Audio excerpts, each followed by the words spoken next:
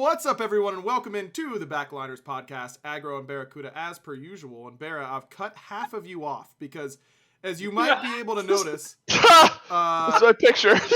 Okay, wait, hold on. I can figure this out. Hold on, I can figure it out. Hold on, I can figure it out. Hold on, I can. Nope, that's the wrong one. How about this one? How about this one? Nope. Hold on, we're doing some. No. Oh, you're okay. like that teacher in high school that's just really bad with technology. Bang! I'm like that teacher who's really bad with technology now because I teach. You're so I'm good. Still bad with technology. Oh, we got it. It's Aggro and BaRRaCCuDDa as per usual. This week joined by the esteemed Dave Dolson Olson. Am I esteemed? Yeah, I'd say so. All right, fair enough. Wouldn't you? Yeah, happy to be here. Would you call Dave esteemed? Oh, yeah, 100%. He's steamy at the very Yeah. least. Right. Yeah, that's what we're talking Way about. to dial it down a bit. That's why it's a picture of me instead of me proper. Right, yeah. Yeah. Dave doesn't have a webcam. Dave, what was your lame excuse for not having a webcam again? Well, I don't want to say the first one out loud because it involves my work webcam that they gave us. The second one, Ramsey chewed on when she was a puppy. And I haven't bought the other one. No, I'll be honest. When I moved, the little ring light attachment on the webcam from work, I am aware. it like broke off. So the ring light cannot attach to the tripod anymore, and the camera is on top of the ring light. So, yeah, if they ever need those back, I need to super glue it or something because it's.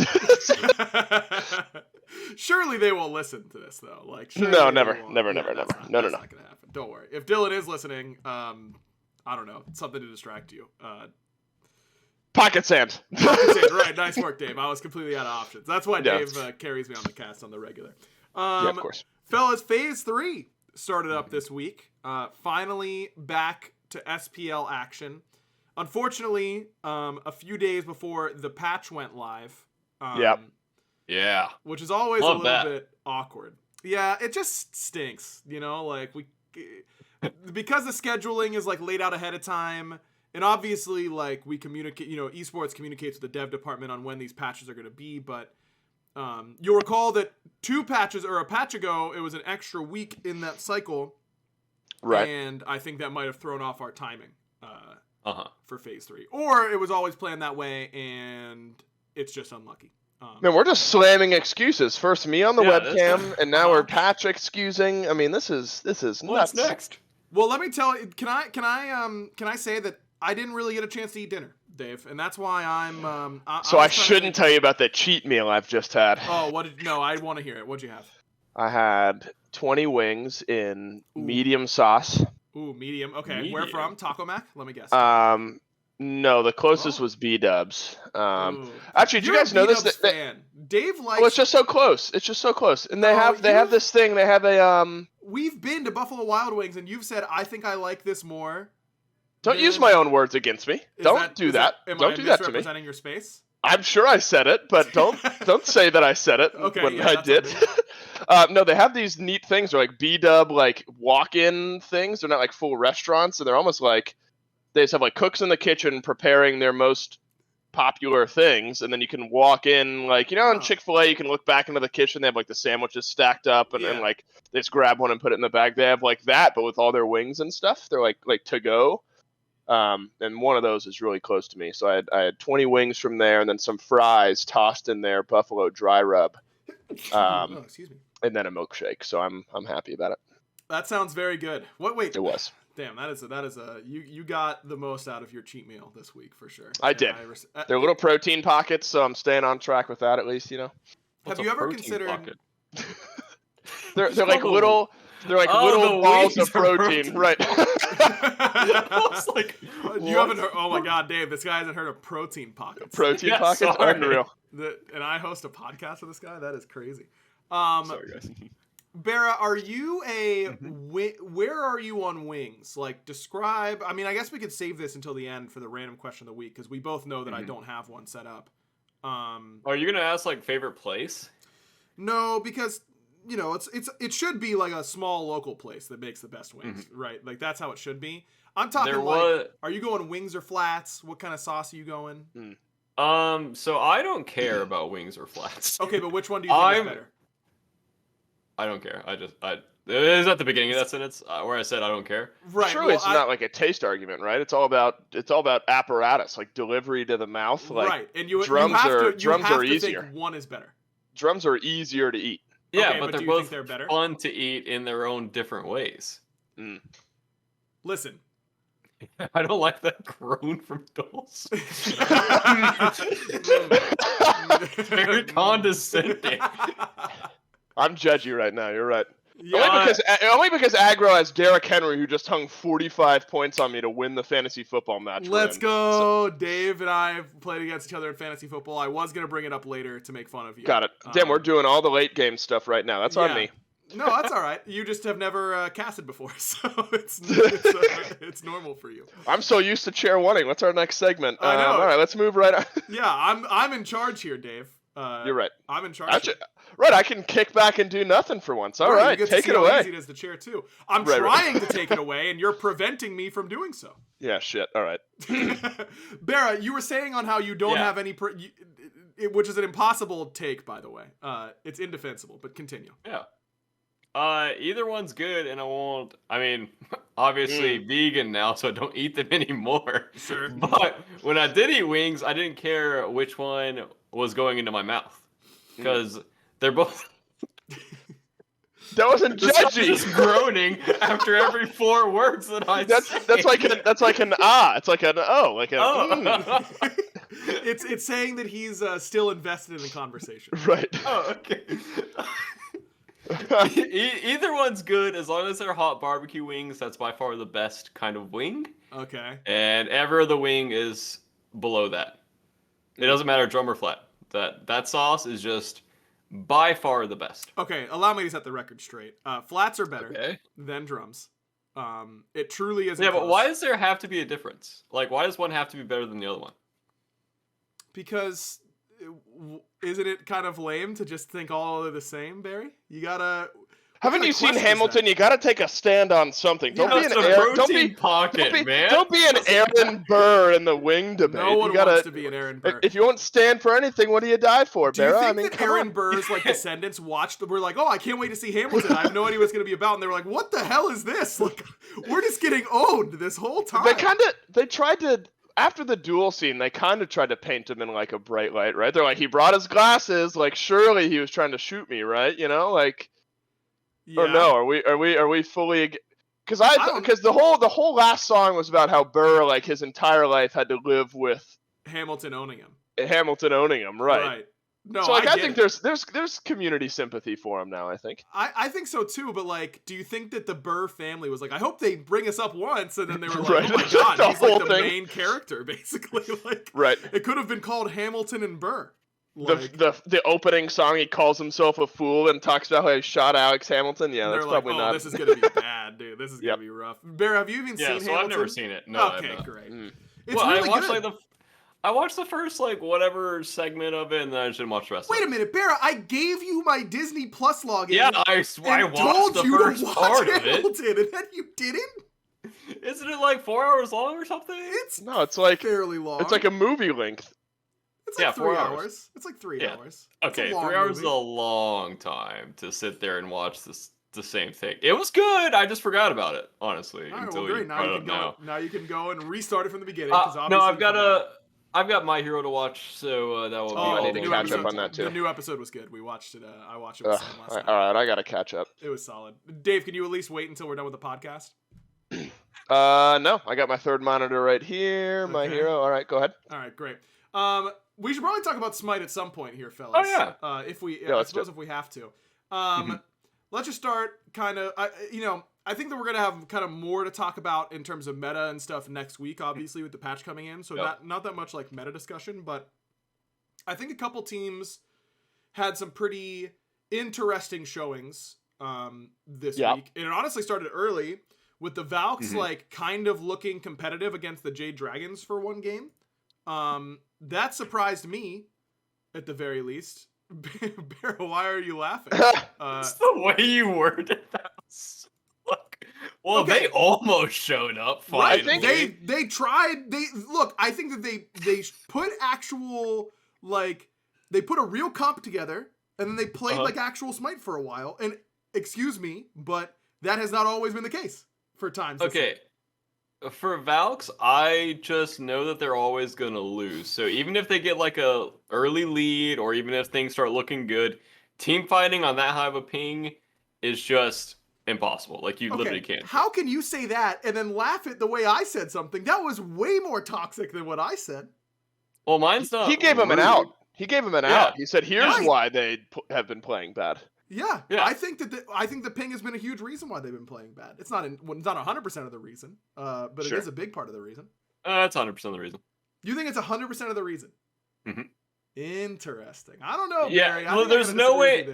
There's no way your confidence levels going into each play is gonna stay the same, knowing that you're gonna miss things that you shouldn't be missing. Yeah, but I don't think they've drafted well at all. Drafting doesn't matter if you're on 150 ping. Well, I think to Aggro's point, they drafted better in this matchup, at least in game 1. Yeah. Regardless of how the team fighting went, they gave themselves a better chance out of the draft phase than they have in other sets, is my take.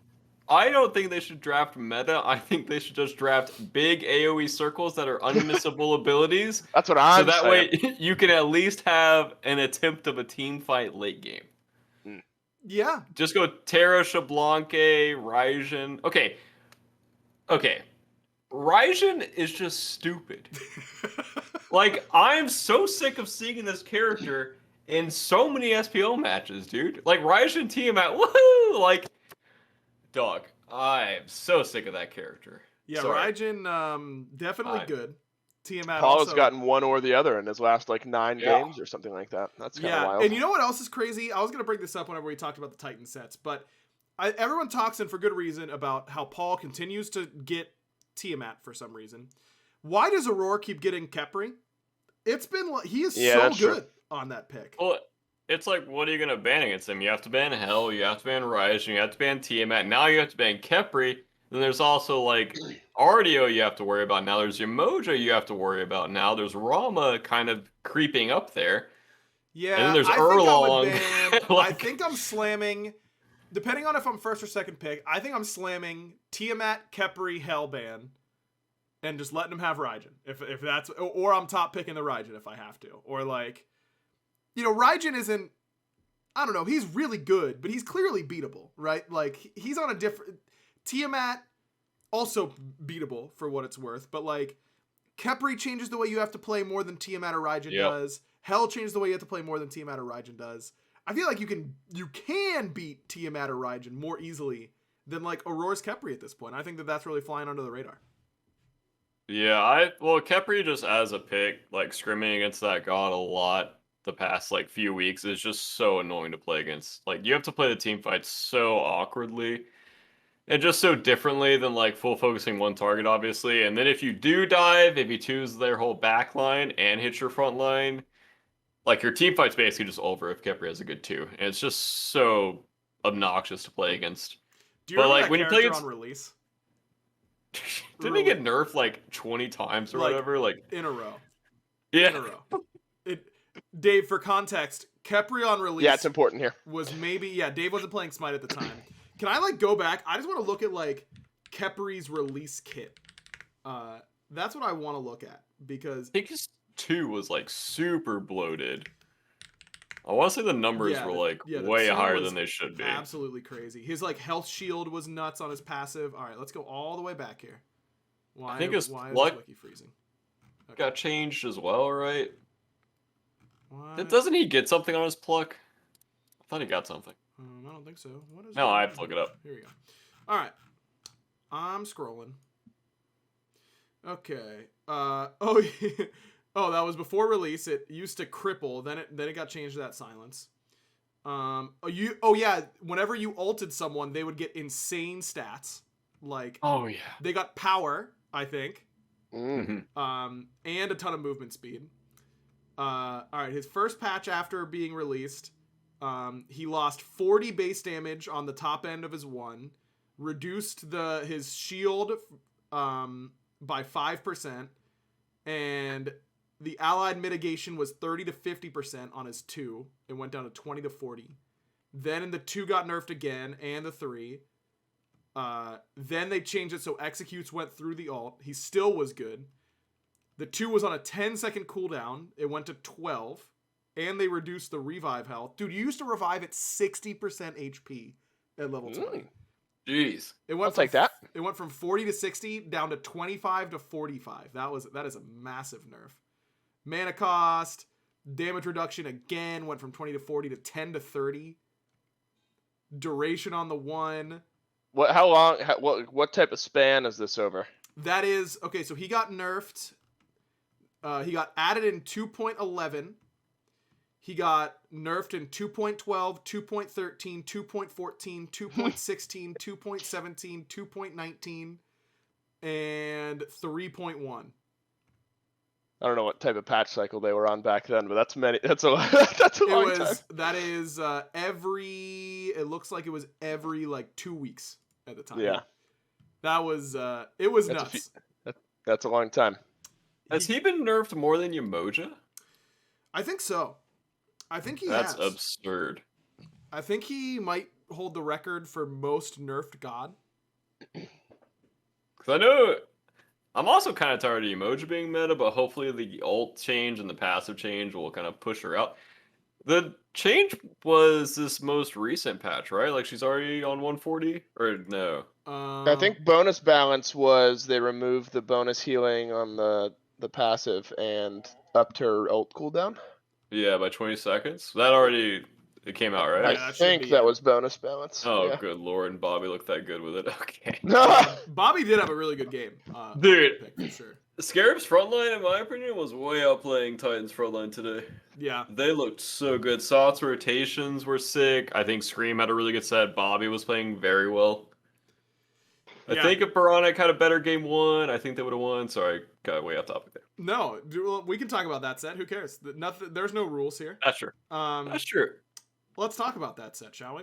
Yeah, the Scylla pick I didn't love for BaRRaCCuDDa that game. Yeah. Scylla just like not that good. Dude, that felt so bad the one time on Phoenix defense where he reset his ult and then was just like sitting in it forever and then died with both his relics up. Well, because he's still sitting in his ult. Like, that one hurt my heart. He moved around for so long and it was like he came up to the corner and died. And I think if he had a better game 1, I think they might have 2-0'd Titans, honestly. Like, we ran into Bobby in the hallway, and he was like, "Man," he was pissed. He said we should have won that game. We would win that game like 90% of the time. Mm-hmm. That was the game that they 50-50'd the Fire Giant, right? Like right at the end. Yeah. I mean, it was like Paul who had a big play around the FG, like killed him and got it. Was that game 1 that happened? I want to say so, because I was a little annoyed by that, and I was just like, why did or they am I wrong? Oh, God, I don't know. Paul had so many weird, like, double kills behind on Raijin. No, because the Scarabs won game 2. I feel like that was... No, because they were on Chaos side game 3. Yeah, well, it was game 1. So it had to have been game 1. Yeah, it had to have been game 1. Yeah, that was wild, bro. They didn't have a single ward around mid camps, and I don't think Paul knew they were on fire. I think he heard them. I think he was like walking through the jungle, and he was like, "Oh, they're on fire." And then Stu had no relics and just gets absolutely slammed by Raijin, like 100-0 over the wall. And then I was like, "Yeah, this is just scuffed." Was BaRRaCCuDDa even there for that fire giant? I don't think he was. It was only Bobby, Scream, and Stu. Yeah. I think Bobby was zoning on bottom side, unfortunately, and they just let the Raijin through. But also, I didn't understand the no crit builds for any hunters. They're just going full team fight, no DPS on objectives, which I don't know if that's... I mean, it's definitely like helps your damage a lot. Like, you're feeling good in team fights, but once you get to pull an objective, it just feels weird. Yeah, I was going to ask you about this, like, chin size, dominance sort of build. Both hunters went Leather Cowl, Ichaival, Odibo, chin size, Silver Branch, dominance, and then sold the Ichaival for Titan's Bane. So you get 40% pen on your autos, and that's got to feel pretty good, but you think it's not as good as going crit for objectives? Yeah, I mean, like I said, your team fight feels so good. Like, you're hitting frontline so hard, but if the game goes to like 30 minutes and you're doing that awkward fire giant dance, you basically can never pull the objective because you can never kill it. Like your DPS time will be forever unless you have like a solid healer on your team or a really good engage on your front line. Just sitting around that objective, you just take so much damage. Yeah, I think Paul had a rage in game 3, and that was as critty as we got all set long. You mean Cyclone? Or Cyclone, excuse me. Yeah, Cyclone on Rom had a rage in game 3. Looks like he was building towards Deathbringer when the game ended as well, because he had a hidden dagger. There was one Spectral for Sot that game, but none outside that. It feels to me like the Titans. I was surprised how the Titans played in that set overall, because they got off to, like, Layers was absolutely popping off early game 1 on the rat. Like, he had so many good engages and so many good ults and, like, ganked 2 lanes early, got kills. And then they just kind of, like, stalled out the game a little bit. And it kind of reminded me of, like, old Titans, like, earlier in the year, where they kind of didn't, they weren't. Yeah, I was surprised. Because he was on Rat that game, I feel like. Yep.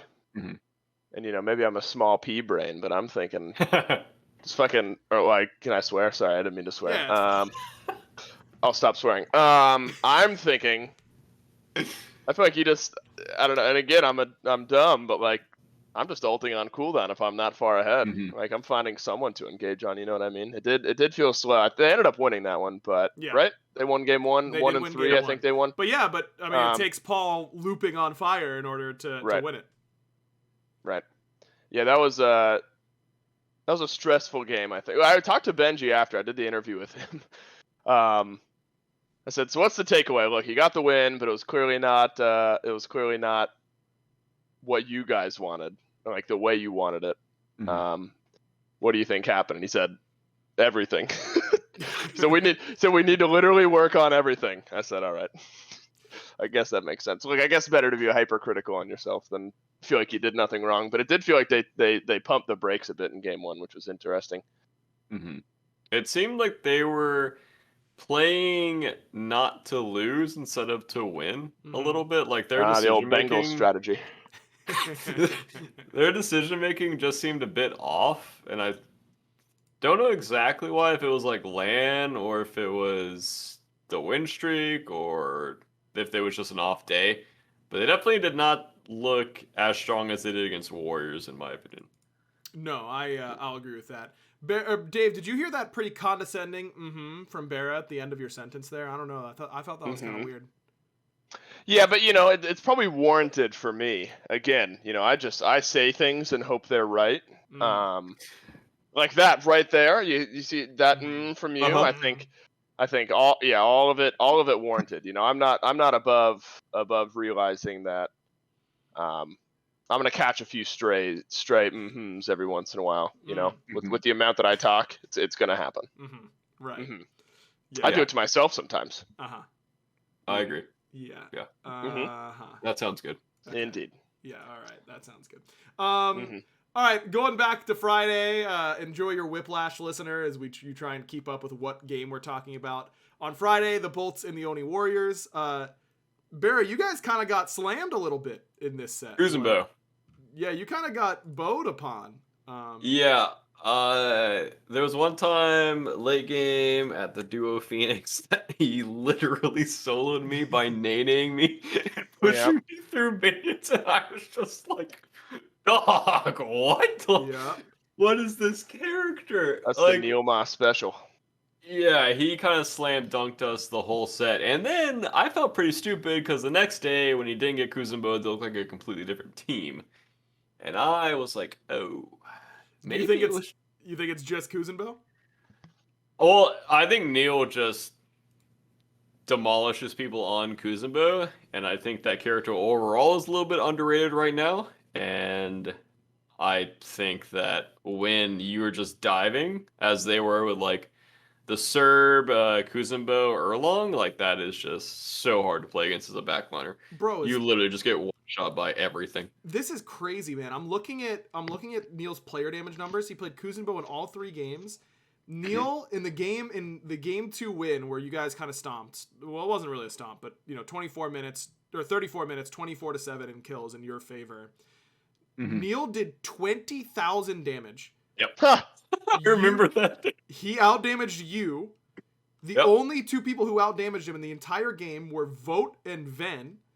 He did more damage than Dardes and Nika by like a lot. Like he did 20k that game. That is crazy. He literally spent all 3 games ruining me. Like I did not get to play against Deso in that game. Yeah. I felt bad for you in game 1 of that set, BaRRa. You kind of got sat on. I remember they just chose you. The only Warriors chose you, and like you were their Pokemon. Right. But like reverse Pokemon, he was like the one in the wild, and they just kept throwing their Charizards at him, and they were farming you for XP. Right. Literally, they were farming you for XP. Yep. Yeah, it wasn't worth much eventually, thankfully. The first time they rotated, we were talking about something else, so I didn't hear the call of their mid jungle coming in. So I went up to Draugr, and then I think Vin was like, "Oh, they're there," and then I got tower dove, and then it didn't stop after that. And I just kept dying and dying. Like I was like, "Oh yeah, give me the Artemis, like it'll be fine." And then they just drafted like a complete dive. And I was like, it's fine. Like, dive's not that great right now. It's whatever. I'll be fine. And then the whole game, I just spent dead. And it was not an enjoyable experience. And then I just did not want to pick the Artemis the rest of that set because our picks and bans were not allowing me to do good on Artemis, basically. And I did not play that game well either. I should have just set my tower literally the entire game and never died. But yeah. Where's the fun in that? Exactly, like it's a game 1 of a set, it's supposed to be a fun time. Like I'm just not gonna sit in my tower. I feel like on LAN I would have played way safer than just playing online. You just play looser for some reason online. You just play a little stupider. Sure. Someone in Brit in chat brings up a good point that you kind of got the Vote treatment. Like Vote, it must have been very relieving for Vote to see it happening to the other ADC for once. Yeah, someone else. And it's just like, man, there really is like no counterplay to this unless you literally just sit between your tier 1 and your tier 2.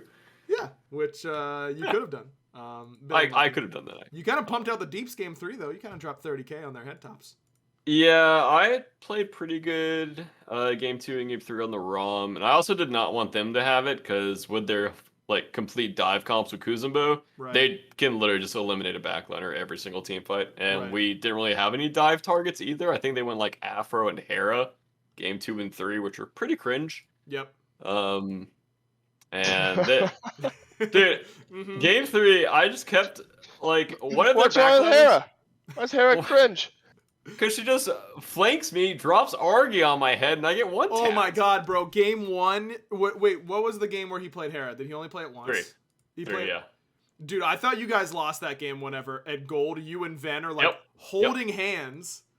I was literally like, what are they doing? I was watching it thinking like, what are they doing? And then Dardes, sure enough, just walks around the corner and drops Argus on both of you guys. And I'm like, yeah, you deserve to lose that fight. Like, that fight should be over.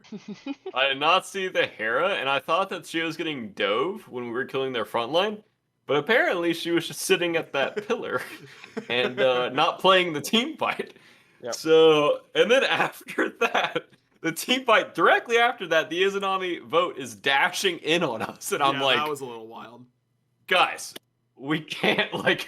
Well, their backline has to be under control. Like, they should be able to get these flanks on me and Vin as their backline. Like, we got to control these guys. And then from the rest of that game on, like, we had really good dives, really good team fights. Once we started, rounding up their backline. That was a nemesis game for Laz. Oh, yeah, he got like a quadra kill early. Yep. That's right. He got a quad early, and then it slowed down a little bit, and then you guys Bolts won late anyway. But yeah, we were bleeding pretty hard that game until he saved us. Yeah, that was a good NEM game from Laz for sure. I feel like, I guess well, I don't know if you're talking about this later or not, but like there's been this conversation about like how this upcoming week the assassin jungles are going to come back. I feel like we saw like a little sprinkling of that this weekend. I mean, not because of the changes or anything necessarily, but We had a few assassin games, so we're dipping our toes back into the water. I think. That's right. Okay, jungler players are just stupid. Name Like- 3 ways in which they're stupid. Okay, they think their role sucks. Number It does one. not suck. It is completely OP. You're just bad. Okay. You number think 2. warriors are OP. Incorrect. Okay. They're literally just tied with assassins. Assassins are still very strong right now. You just have to pick your fights intelligently on the map, which apparently you're not used to. Uh-huh. Number 3, Number 3. just gank duo lane. It is the freest kills ever. Ever. In SPL, in ranked, in scrims, it's free. I am free. Why are you ganking a breastplate, vamp shroud, Sobek, or whatever their builds are? He's got 100 prots at 2 minutes. Stupid. Stupid. I'll agree with that. Stay away from solo lane forever. Yeah. There's no point. And duo lane is free ganks. Yeah, let mid fly under the radar here. Don't. Yeah, exactly. No one. Don't no one gank gank it. mid. No one likes that. Don't blink on me level 2. That's cringe. We don't love that. That is, I think that's a good point, though. You're right. Jungler, okay, look, jungle, it did need some buffs. They got a lot of them. BaRRa, you and I agreed on this show like weeks ago that jungle was really bad. I didn't know they were going to buff 6 items. Okay, well, that's the way the cookie crumbles sometimes. Junglers cried all their tears. They were all out. They got what they wanted. But BaRRa, this is the thing, okay? They overplayed their hand, and let me tell you why. No. Whenever your role is bad, okay, and you cry for buffs, and you get a little one, you go, that's not enough. And then you get another little one the next patch, and you go, that's not enough either. And then another one, and then that's not enough. And then eventually you got enough to where your role is actually really good, but public perception finally catches up to, oh, they aren't horrible anymore. And by then your role is OP, but no one's going to want to nerf it because public perception just got there that it's even okay. Right, they're finally good. Right. Junglers are going from bad, quote unquote, to everyone knows they're going to be busted after this patch. Like, everyone knows it. Okay. And so all the community is going to complain instantly that they're overpowered, and some of their buffs are going to get rolled back, and they're going to be weaker than they would have been if they would have just played it patiently. That's fair. Well, I don't think that they should have got their entire mage tree outside of Titan's Bane buffed. That seems like a lot to me. You know, agree. that's a lot of buffs. It's Plus a lot of buffs. trans. Okay, They I needed feel like buffs, also to be fair, but for To be ADC, fair, I feel like I'm in an Uller meta or non-Uller meta. You know? how do you mean by that? Because it's either I have fun or I don't have fun. Oh, is the Uller meta where you're having fun? Yeah, I actually love, checking every corner for an Axeman standing there, ready to get my beads. That's Dave, like I a feel horror like I movie. asked him a question and he said yes, but he meant no. Why did he do Right. that? Yeah, I don't know. I mean, it sounded like a horror movie script, Axeman and everything. I guess Yeah. it's probably what it's like playing against Dueler. Oh, right? you don't like playing against Chalk. We can nerf Chalk. That's fine. Oh, when was the last time that god was good? When he was released, he was really good. Wasn't he immune to damage in his ult? Yeah, he was damage immune in his ult, which he basically is now. He gets like 80% 75? reduction. Oh. It's crazy. And he had a massive attack speed slow on his Rain, which he now has again. Mm-hmm. It's just that no one auto attacks in solo lane anymore, so like that's not that good. Wait, That's a lot of work. Chalk's gotta be OP, right? Okay. You Mhm. sound like Andy right now. You bring up a character, and then he talks about the character for like Talk 2 yourself seconds. into it. Yeah. Yeah. Yeah, and then you go, wait, that's gotta be good. good. Yeah, no, okay, but I'm right when it comes to this one. His Right? silence is long and annoying. Yeah, he's got a pretty low cooldown ult. Mm-hmm. He just got a big buff on his 2, I think, so you can teleport all the time. What? Yeah, it was like in this upcoming patch or the patch before this one. His Chalk 2 got a hard buff on cooldown. Oh, that's what you mean by that. Okay, I was like, what? What? That I thought it was like that you could 3 and then still 2 or something like that. Oh no. That would actually It be is good. not. Oh yeah, it'll be on Tuesday, I suppose. Mhm. This god's got to be good, man. Yeah, gotta be. 100%. Same with Bacchus, you know? Gotta be good. Okay, that character is unreasonably tanky. Bacchus? Yeah. I like playing Bacchus. I don't know why people don't play Bacchus, honestly. I think his 3 sucks, but I think his other buttons are pretty good. His other buttons are really good. I feel like that's a Jake God, too. Like, it just lets you get in there without thought. I think that's my problem, is I'm relying on my teammates to follow me instead of, like, me bringing someone to them. I have to, like, hope that they're in behind me. Yeah. So I don't like it for that reason, but I do think Bacchus is fun. Resistor says Bacchus is bad. He has no 1. His 1 is just think of it as a protections buff. That's good. That's a good ability. It's where that it gives you magical power, I feel. Kind of just a weird stat. I feel like it should give you like mitigation or something, but maybe he already has mitigation on his passive? He has a lot of mitigation on his passive. 10% when he smashed. That's just like all the time though. You just have 10% mitigation. Okay, we're right on this one, fellas. He's gotta be good. Right? I mean, somebody's played Bacchus this year, right? Neil, maybe didn't Neil play Bacchus? Yeah, I think Neil was playing Bacchus a little bit. I think he's only good with old Mirrodin. No, he's certainly fine without. Oh, I'm the poster child for Mirrodin supports. That's true. That's Dave's iconic. Here's a funny story about Dave. When we so this would have been what, 2 years ago, right, Dave? Because you've been casting. It would have been early 2019, right? Early 2019, when Dave was going to be joining the Smite team for casting. Or maybe it would be 2020 then. Early 2020. No, really? Yeah. 2019 was Paladin's year. Was last year your first year casting Smite? Smite, yeah. God, you're nuts. Yeah, so early 2020 when Dave had not played like any Smite really at all before that, because Paladin's Esports was winding down and we needed people to join the Smite team, and Dave was killing it on Paladin, so it was an obvious fit. And we're like, all right, Dave, like, you know, during the off season, we're going to go in and do more like play tests with the dev team like we often do during the off season. Yeah, fun for me. And you can just join these and like, it'll be a good way to catch you up to speed. And of course they just like stick them in support, where you normally throw the noobs.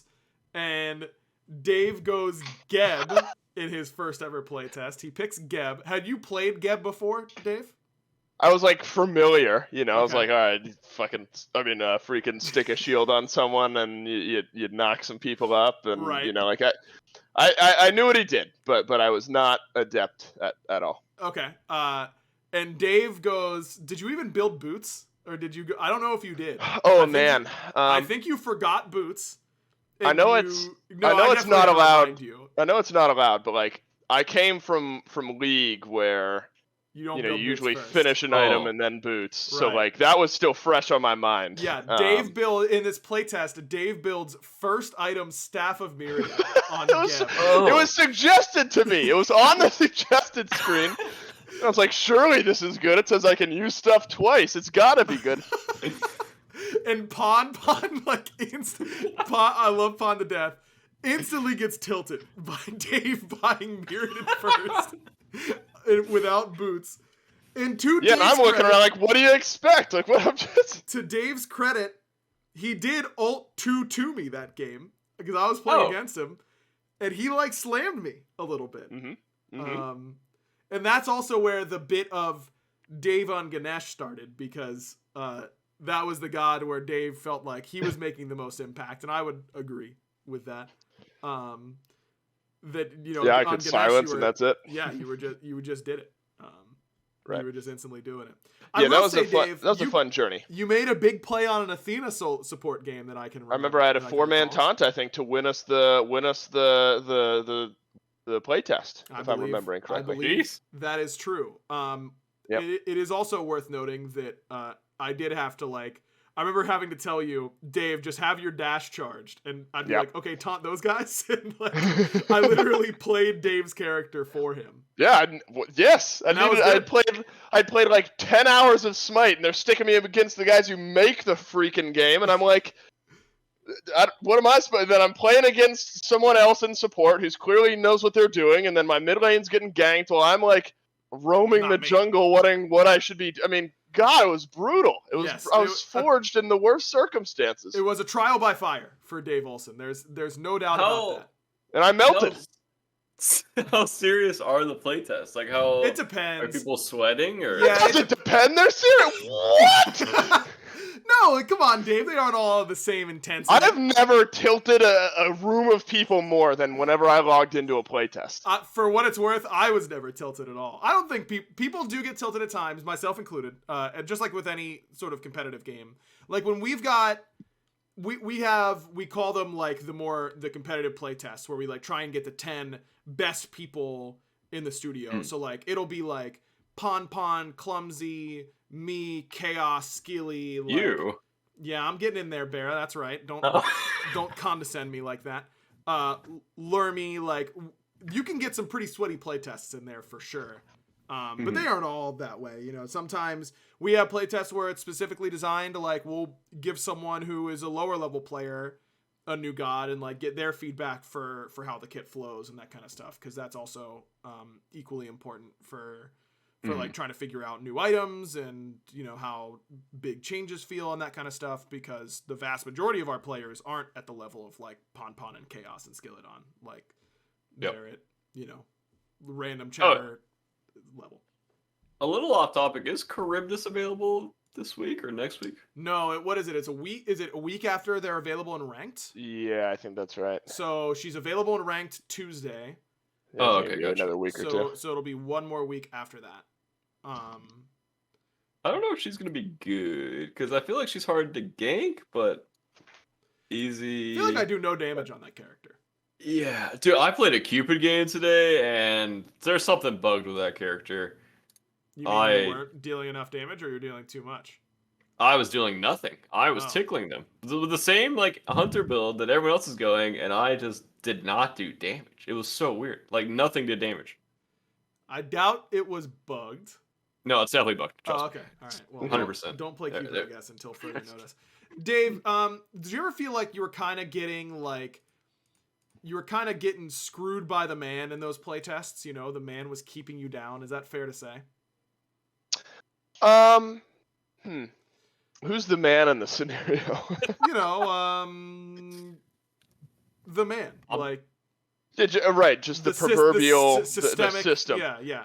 Yeah, I don't know. I tried to have a good head about it. Like I went in knowing that I was easily the worst person in the room, and I was there more for moral support. Right. Because I would make my team laugh at least once a game, which you know is important. That's big. But I rarely left one of those play tests happy for what it's worth.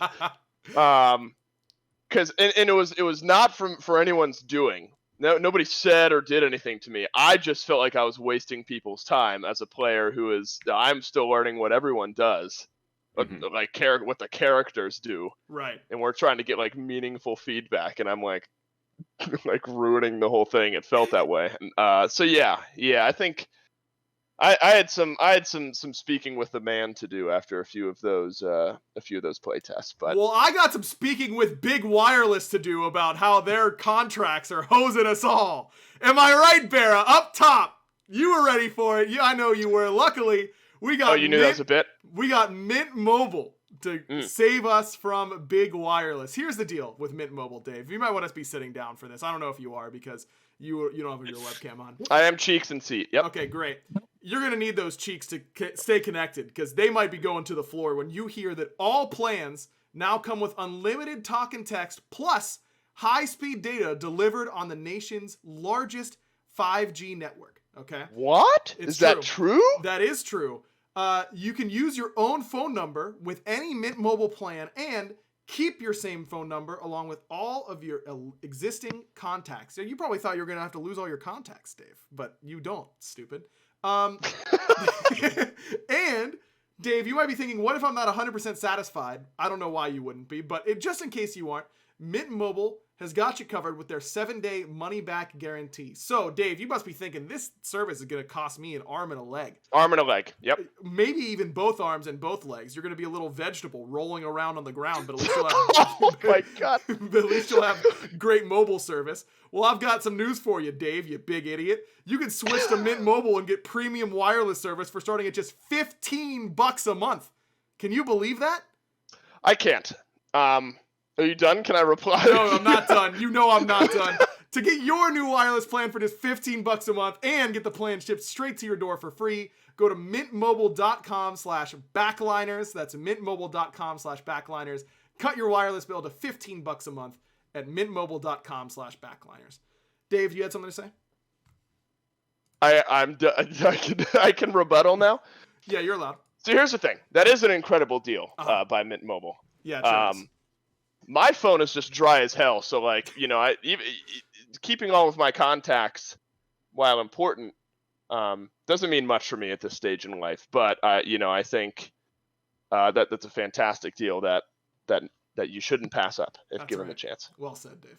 All right, how about the Camelot Kings versus the Atlantis Leviathans? How about we go over the third SPL game of the week, because we're 45 minutes in and that's where we are. Well, was there any doubt that when I joined we would get anything done? I derailed us from minute one. I don't want to be on the rails. Can I admit that to you guys? I don't want to be on the rails really ever. I got a talking to about that already this week. I was going to say, man, thank God Deathwalker doesn't listen to the podcast. Am I right, fellas? That's a zinger. That's a zinger. That was a zinger. Thank you. So what happened there, by the way? I don't know. Okay, here's my unfiltered take, because I'm allowed to say what I want on my podcast. Darn right. There are times where during SEC games, we lose it a little bit.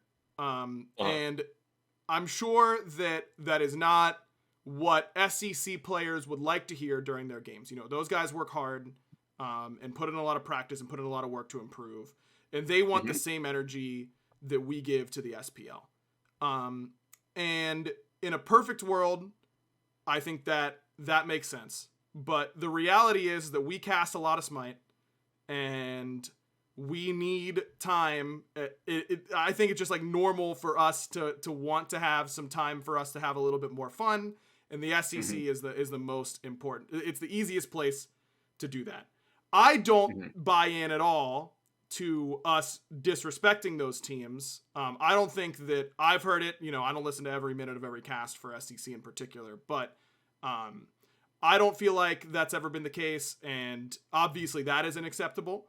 But if there's if we're 35 minutes into a game and there's 4 kills and it doesn't seem like there's going to be a whole lot of action for the next 5 to 10 minutes, I'm going to talk about what show I'm watching. Because our job at the end of the day is to entertain the viewer. And if I'm bored, then I know they're bored. Like, I know it. Because I'm the biggest Smite geek I know. Like, I appreciate the little things more than anyone that is watching, I think.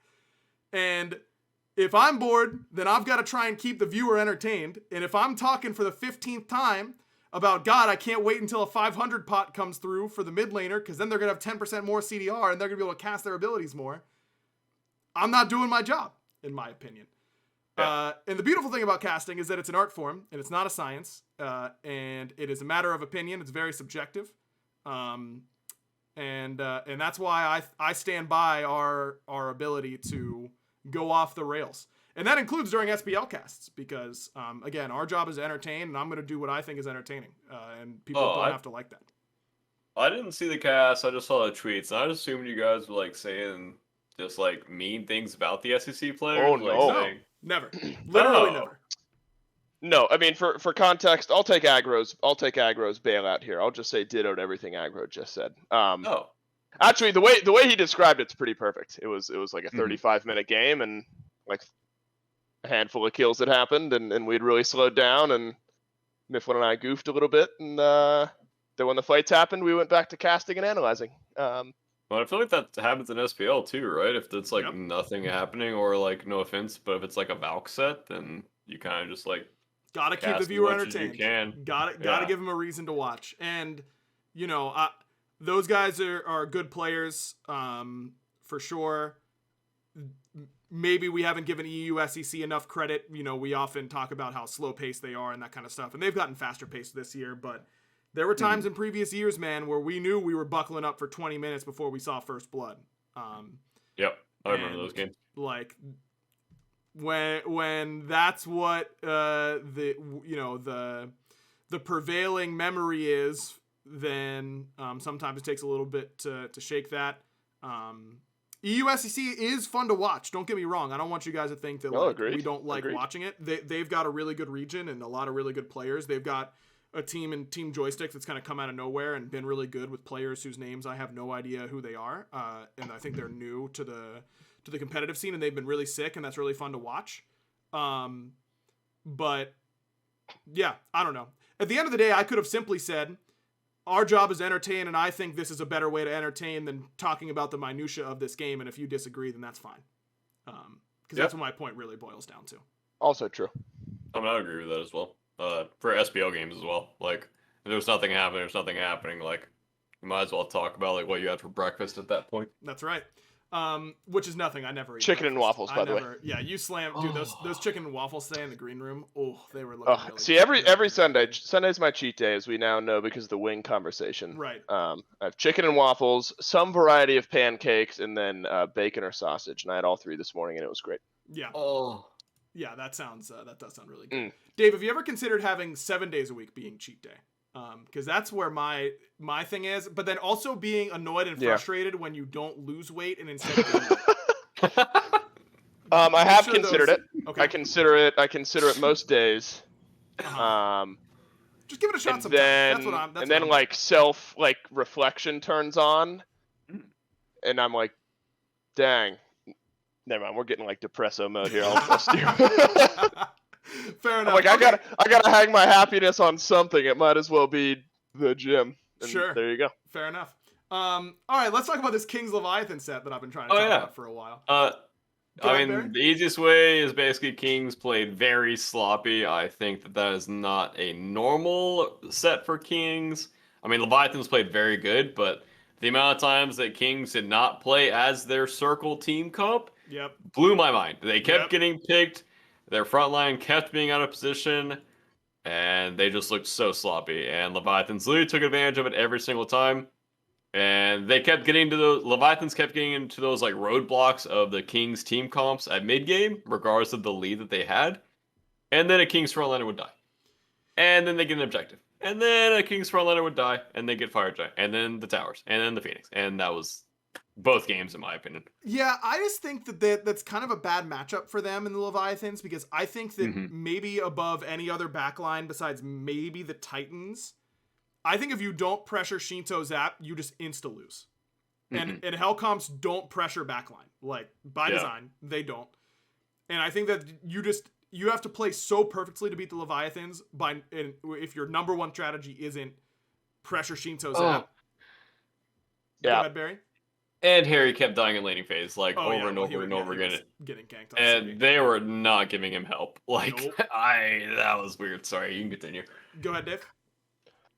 No, I remembered after Barrett mentioned it, that was the game where the Leviathans just kind of chose variety to be the one. Yeah, they so I choose. They Pokemon variety. Remember, were you? I don't know if you and I might have been on the desk for that game, Aggro. We were.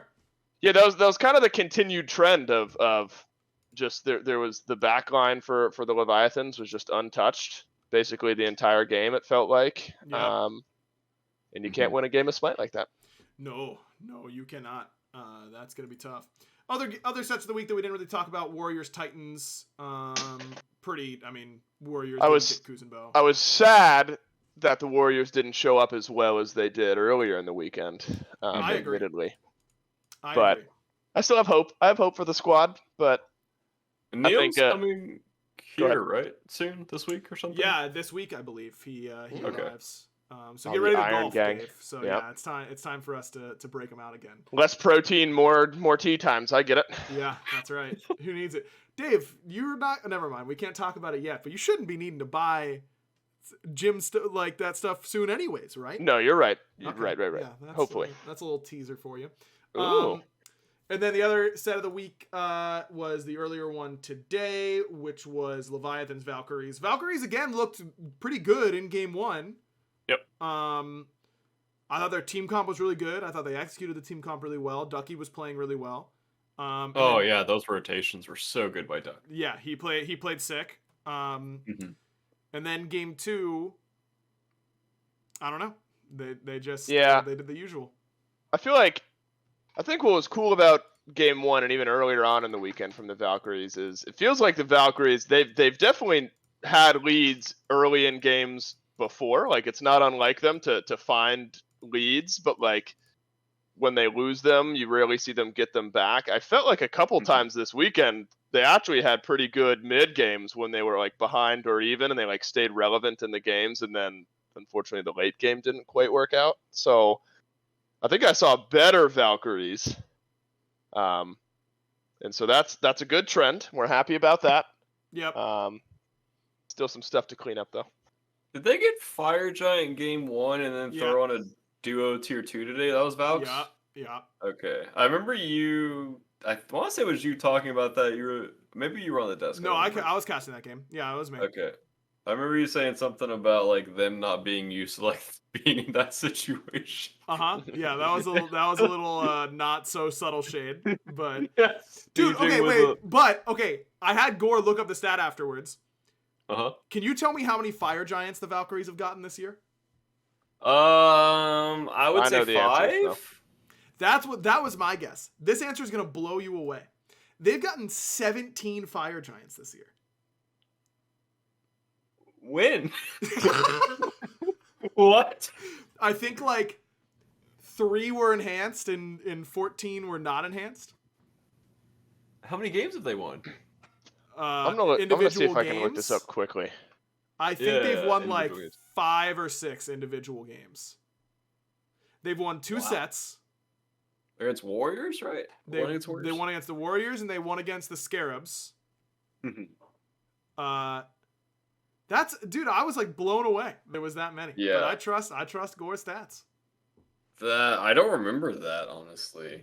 But I was talking about that on my stream today. I was just like, every time I get excited for Valks, they lose. Like every single time I'm like, oh, they're getting a lead. Like they're playing early games so clean. These invades are sick. And then it's like old SSG where like something happens and then they just lose. And yeah, I mean, I just feel bad for them that they have to like team fight with that ping. God. I just feel like you're making so many instantaneous decisions of like relics or buttons that have to happen at a certain time, and when those aren't going off, it just changes the whole team fight. Like, BaRRa, imagine if we were doing the podcast the year you were on that SSG squad. How depressing! Oh my gosh, that would be so bad, bro. It would be straight up therapy. I would have to pay you. I don't think we would still be doing it. Can I say that? No. I think you would have quit, and understandably so.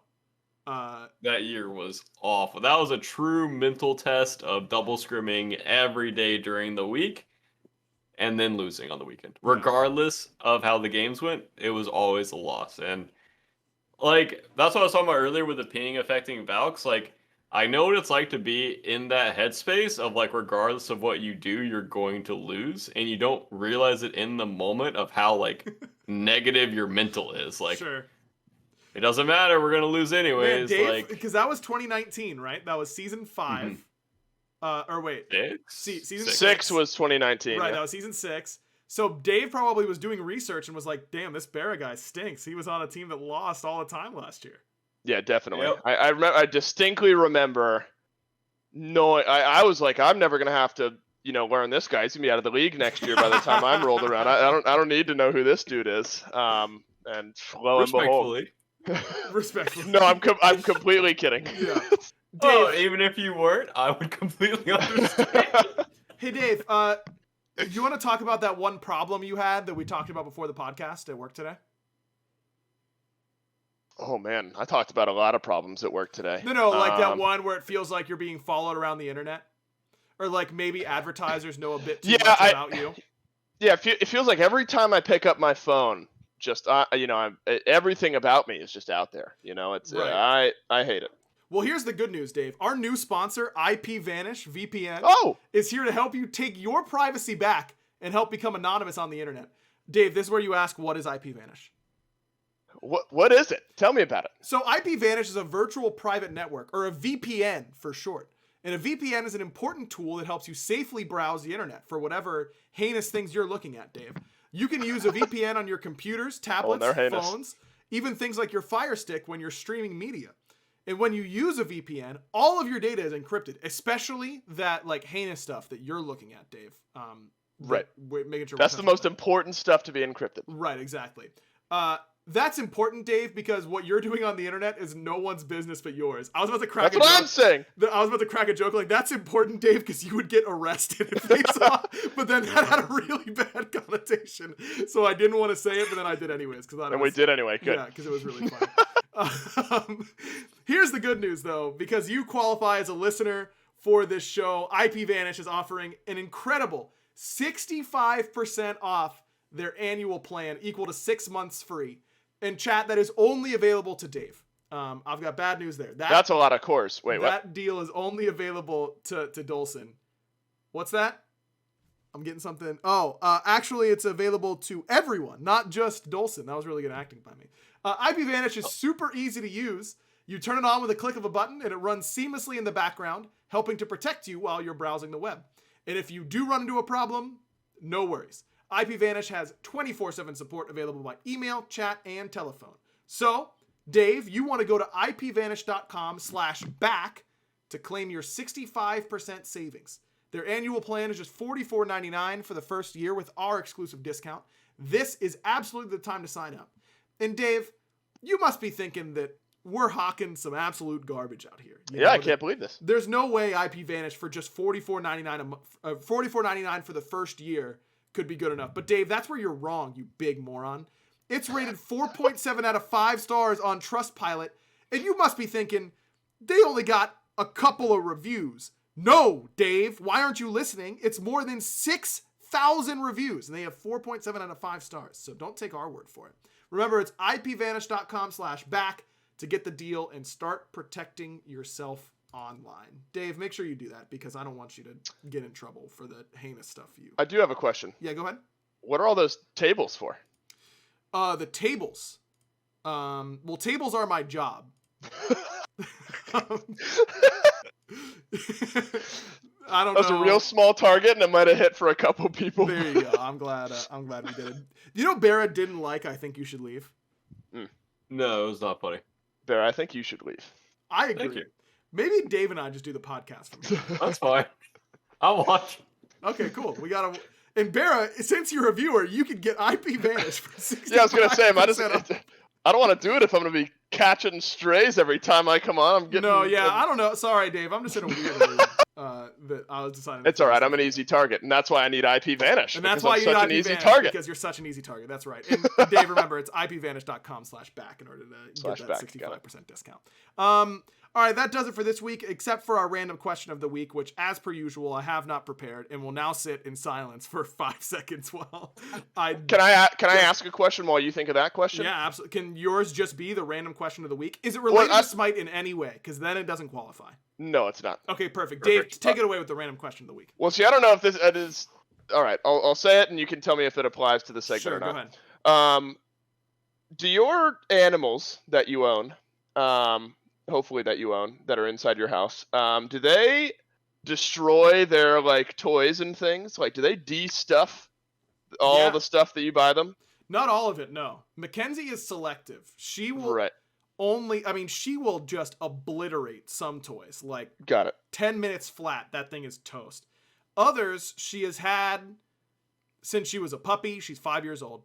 She's had one since she was a puppy that she hasn't destroyed. She's had one like one a year. She will just decide, I love this thing, and then won't destroy it. But all others are subject to brutal murder instantly. Yeah, I in the time that we've done the podcast, I looked over at my living room, and there is one very flat Baby Yoda and a whole lot of fuzz all over the place. Ramsey. And she did it quietly, dude. I love that from her. That's great work by her. So now I gotta clean.